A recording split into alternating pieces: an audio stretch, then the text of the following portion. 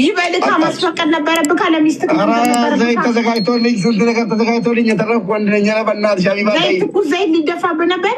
ተይ ያልኩሽ ሀቢባ፣ እኔ እነግርሻለሁ በውስጥ ብዙ ነገር ውስጥ ነኝ እኔ።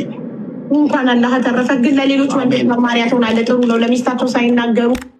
አሁን እሷ አርግዣለሁ አለች፣ እሱ ደግሞ እኔ አላስረግዝም አላት። ምክንያቱም እንቁላሉን አስበትኖታል መሰለኝ፣ እንደ ቦምቢውን እንደ በንጂ አይዶን ነው በትኖታል፣ ወይ እንደ ጭርት በየግድግዳው ላይ ነው መሰለኝ ያለው። አይዶን ነው ምን አስቦ እንደሆነ አላውቅም። ወይ ከእንግዲህ መውለድ አትችልም ተብሎ አስቋጥሮታል መሰለኝ፣ ወይ ራሱ ቀቅሎ በልቷቸዋል መሰለኝ። አይዶን ነው እንደዛ አለ። እርግጠኛ ሆኖ አወራል። ሀቢባ ላዘለላት ብያችን ፓርት አዘለልኩት።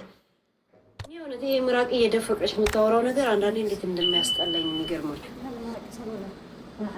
ሚስታቸው ለሁለተኛ ሚስት የሚያገቡ ወንዶች መኪና ውስጥ ነው እያደርክ ያለሁት ብለሽ ታምኛለሽ? አሁን እኮ ጥሩ ነው፣ በጣም ጥሩ። ይህን እኮ በናገር አለበት አይደለም? ተባሪራለሁ በሷ መኪና ደብቄ ከዚህ ቤትም በጣም ውሸታም በጣም ጊዜ ጠብቆ እዛ ቦታ ላይ አንገቱን ለማሳየት የሚጣጣር ሰው ነው። አይታችሁታል። በጣም ደግሞ ፍጥጥ ያለ ውሸታም ሰው ነው። ከፊራ ጋር ይመሳሰላል ባህሪያቸው። በጣም ውሸታም፣ አስመሳይ፣ ቀዳዳ ነው። ስንት ኦሮሞ እንዲጠላ ካስደረጉ ሰዎች አንዱ እሱ ነው። ኦሮሞ ነኝ እያለ አሁንስ እኔ ኢትዮጵያዊ ነኝ ማለት ጀመረ። አይታችሁታል። ያኔ ኦሮሞ ኢትዮጵያዊ እንዳይል እንኳን አይታችኋል።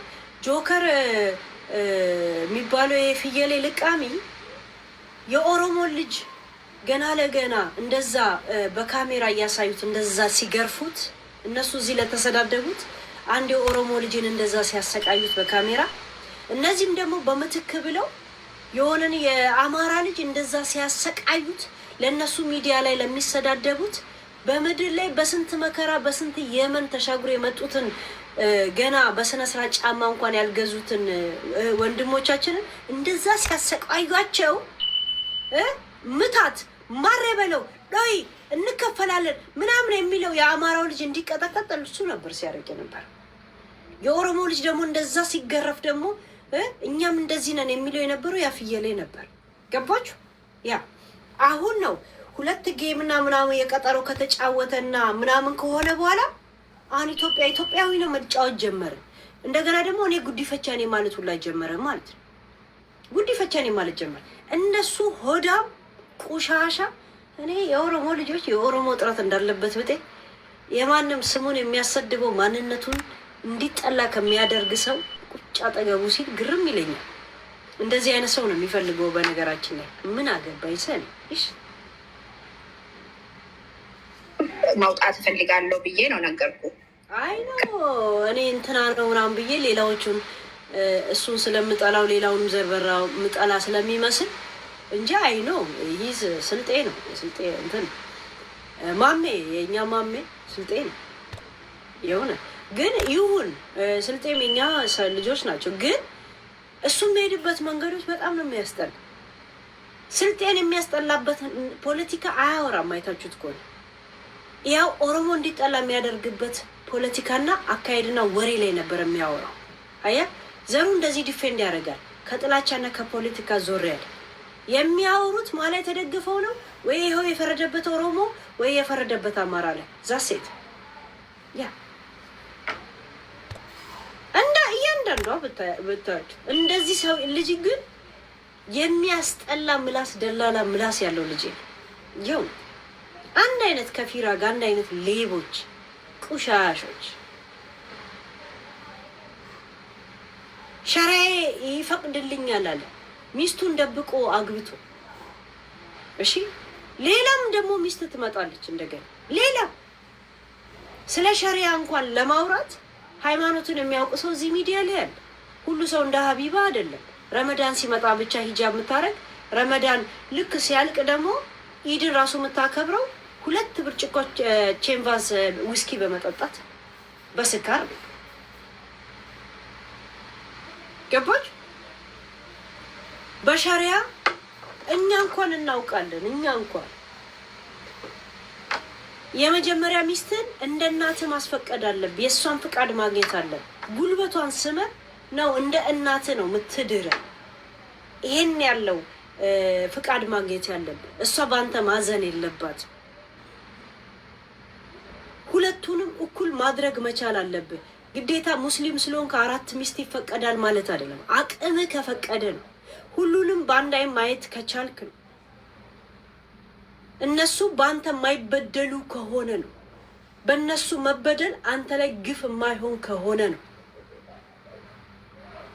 እንጂ ዝም ብለህ ሙስሊም ስለሆነ ቂጡን በስነ ስርዓት እንኳን መጥረግ የማይችል ወጠጤ ሁላ 4 ሚስት ይላል። 4 ሚስት ለመሆን እዚህ የምትኮለኮለው ነው። እኔ ግርም የሚል እኔ 3 ሚስት 2 ሚስት ያለው ሰው አውቃለሁ እኛ ጋር ሀገር ቤት። የሚገርማችሁ ሚስቶቹ መንታ ይመስሉ ጀመረ። በቃ ከመመሳሰላቸው የመለጠ አንድ አይነት ልብስ ነው የሚለብሱት። ሀዘን ቤት ሲሄዱ አብረው ነው፣ ሰርግ ሲሄዱ አብረው ነው። በቃ ከመዋደዳቸውና እሱ ከሚያሳያቸው ክብርና ገደባቸውን በማወቃቸው እንደ ጣውንት እንኳን እንዲጠላሉ እንደዛ አይነት እንትን የለውም። የሚገርማችሁ በቃ እህትና ማቶች ነው የሚመስሉት።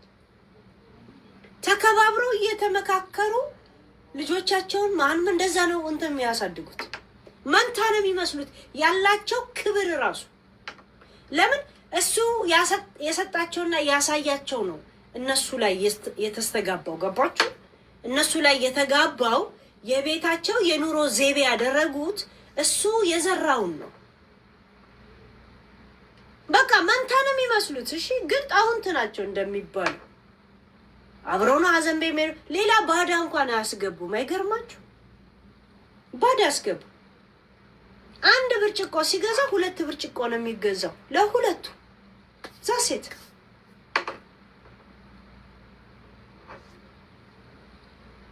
ሚስቱ ሳታውቅ ሄዶ ውሽማ ይዞ ለዛውም እንደዚህ አይነት ተከርቸም አብሯት እንኳን 1 ሳምንት አብሯት እንትን ያላለ ሸሪያ ይፈቅድልኛል እኔ ሙስሊም ነኝ። እነዚህ ናቸው ከሃይማኖትንም ዘርንም እንደዚህ ነው የሚያሰድቡት። ቀላል ባለጌና ይኸውልህ ባለጌ ደላላ የለም አፉ እንትን የሌለው የሆነ አስመሳይ ወንድ የሆነ የሚቦጠቡጥ እንደዚህ አይነት ኤግዛክትሊ ለፍላፊ ደላላ እሱ ነው። የሚገርማችሁ ለፍላፊ ደላላ እርግጠኛ ነኝ አሁን ዱባይ ሄደው የነ ሙኒትን ዓለም ለመቀላቀል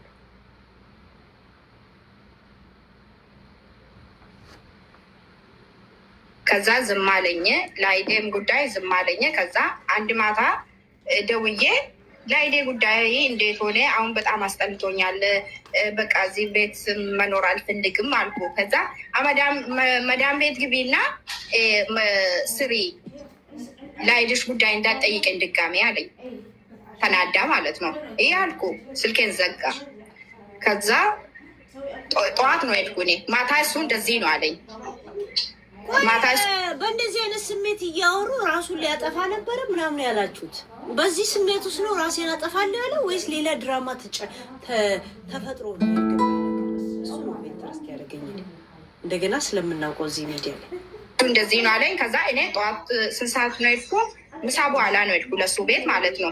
ለሱ ቤት እጄ እኔ ምን አልኩ ወላሂ ማለት ነው ይሄ አለ ያለ አይደል። ለሱ ቤት እጄ እኔ ምስትክ ነኝ አላልኩም። ልክ እንደ ወንድምና እህት ሰላም ተባብለን ከዛ ተቀምጬ ይቅርታ መርያም፣ የእሱ ቤት ስትሄጂ ሚስቱ ነበረች? የመጀመሪያ ሚስቱ? አዎ አለች። እና ሚስቱ ስላለች ነው አንቺ ሚስትነትሽን ያልተናገርሽው? ልክ እንደ እህት? ወላሂ አልተናገርኩም እኔ ወላሂ አልተናገርኩም። መጀመሪያ አልተናገርኩም። ከዛ አልተናገርኩም። መጀመሪያ ለአይዴ ጉዳይ ለመጠየቅ ነው መጣሁት። እንዴት ሆነ አልኩ። ለማን አይድሽ ነው? ማነሽ አንቺ? ኬት ነሽ? ኬት ነው መጣሽ አንቺ? ለማን አይድሽ ነው? ምንም አላውቅም እኔ አለ።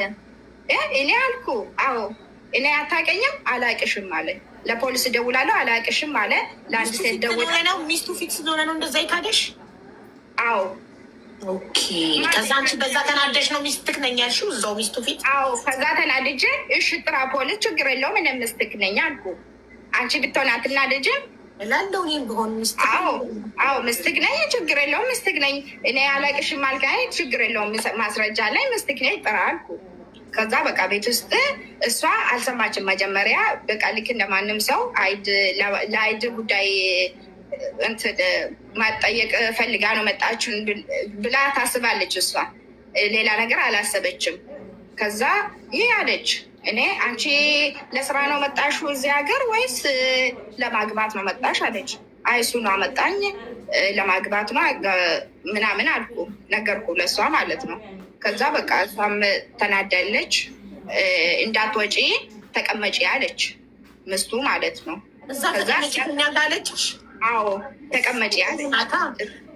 አዎ ከዛ ምስትክ ናት አይገባሽም አለ ለሱ ማለት ነው። አንቺ ዝም በይ አይገባሽም እጂ አለ። ይገባኛል እኔ ምስትክ ነኝ እሷ ምስትክ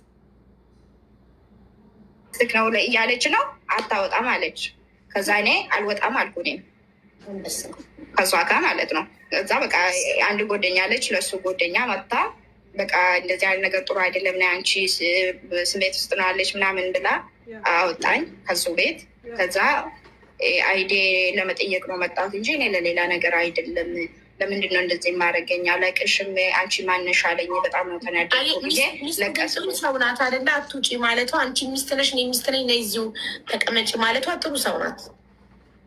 አዎ ከዛ በቃ ለሱ ጓደኛ ቤት ሄድኩ። ከዛ እኔ ቁጭ በዚሁ አብረን እንነፋታለን አለቻት ሚስቱ። የትኛዋ ሚስት ናት አሁን ጋይስ? አሁን እኮ ከኢየሱስ ከመምጣት በፊትና ከመጣ በኋላ እየተባለ ካሌንደር እንደሚቆጠረው ሁላ የየትኛው ሚስቱ በፊትና ከየትኛው ሚስት በኋላ እያለን እንኮ ካሌንደር መቁጠር ነው የቀረን በዚህ ሰውዬ። የትኛው ሚስት ነች አሁን አብረን ቁጭ ብለን እዛው ቤት ያፈራውን አይነት ገበታ ያቀረበችላት? ጋይስ ጥሩ ነው ግን አብረን እንብላ እንደሚባለው ሁላ አብረን እየተቋደስን እናፋ። አሪፍ ነው፣ ደስ ይላል። የትኛዋ ናት አሁን ያለችው? ናት የመጀመሪያዋ እቺ ልጅ የወለደችለት እሱን የምትመስላለች የሆነ እንደሱ ፊቷ ሰፊ የሆነ ሴትዮዋለች። የፊታቸው ስፋት ከኑሮ ጋር ኑሮ ክብድ በደበረ ሰዓት ሙባረክን ስታየው የበለጠ ነው ኑሮ የሚከብድ። መብረቅ የወረደብን የሚመስል በህካ የወረደብን ማነው ሰሚራ ማነች አሚና ማነች ምናምን ምን ነው ማውቃቸው ነው። ጀስት ግን አንደኛ ሁለተኛ ሶስተኛ እያላችሁ ዝም ብላችሁ ጥሩ እንጂ የት አባታቸው ነው ማውቃቸው። ይሁን ግን አንድ ልጅ ይዛ አንድ ቀን ኤርፖርት ላይ ሲቀበላት ያየዋት የፊታቸው ትልቅነት ምናምን ይመሳሰላሉ። እህቱ ሁላ ትመስላለች። እሱ ለምንድን ነው እንደዚህ የምታረጊ አለኝ። እኔ ለሌላ ነገር ብዬ አልመጣሁም ለአይዴ ብዬ ነው መጣሁት። ትላንትና ደውዬ እንደዚህ ነው አለኝ። በጣም ነው ተናደድኩ። ለምንድን ነው እንደዚህ የማረገኝ? አሁን 3 ወር ሞልቻለሁ ካንስሌሽን የሰጠሁት ለምንድን ነው የማልጨርሰው አልኩ። በቃ ከአሁን በኋላ እኔን ጠይቄ እሱ እንዳትጠይቅ። ለምን አንገቴ ላይ ገመድ ገብቶ መንገድ ላይ አልጎተትም በመኪና ማለት ነው። ስሜን አጥፍታለሁ ሪከርድ አድርጋለሁ። ወላሂ በይትን ጠይቃለን ስሜን አጥፍታለች በህግ ጠይቃለሁ። ይሄ ዱባይ ያለ ህግ ግን ከሩቅ አስጠላኝ። ህጉም ራሱ ዱባይን የጠላሁት እኔ በነቡቺ ምክንያት ነው። ገባች?